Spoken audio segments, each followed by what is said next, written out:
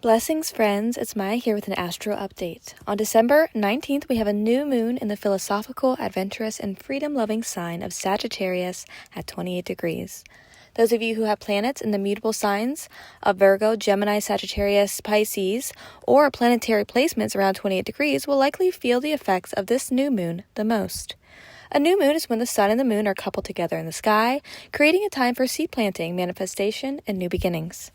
Sagittarius represent themes of philosophy, morals, beliefs, global cultural affairs, long-distance travel, higher learning, academics, publishing and teaching, gurus and pilgrimages, as well as government institutions.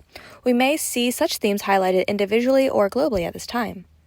On a positive level, this lunation can be abundant, expansive, jovial, honest, and optimistic.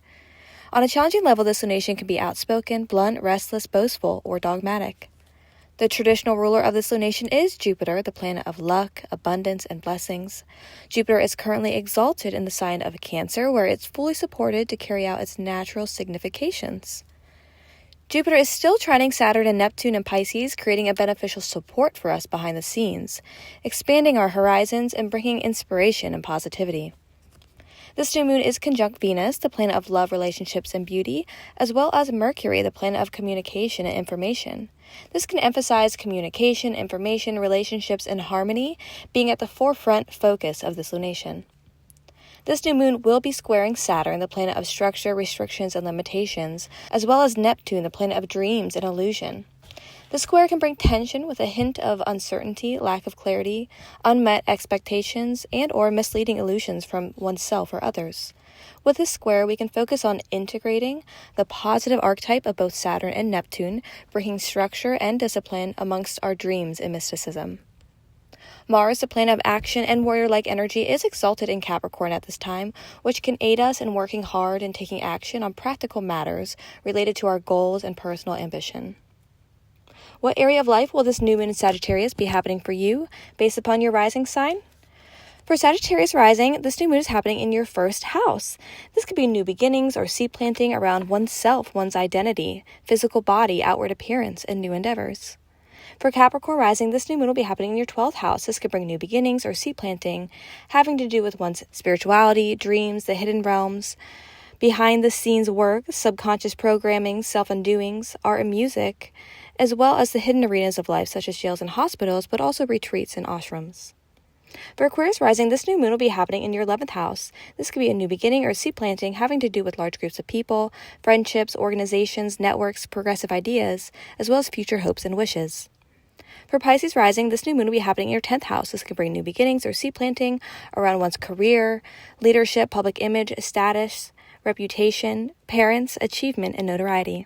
For Aries rising, this new moon will be happening in your 9th house. This could bring new beginnings or seed planting, having to do with long-distance travel, higher learning, publishing and teaching, gurus, pilgrimages, morals, philosophy, as well as government institutions.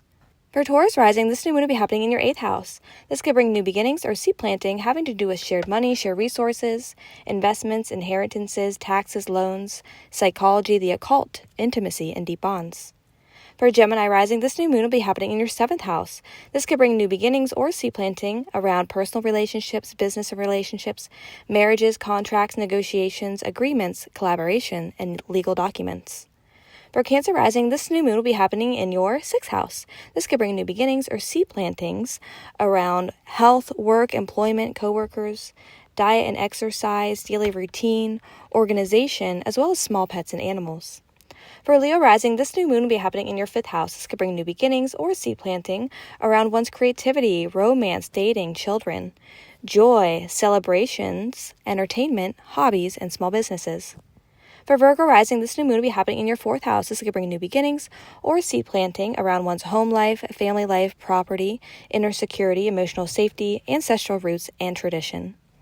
For Libra rising, this new moon will be happening in your 3rd house. This could bring new beginnings or seed planting around one's communication styles, local community, local travel, neighborhood, online content, short-form learning and writing projects, as well as siblings and extended family.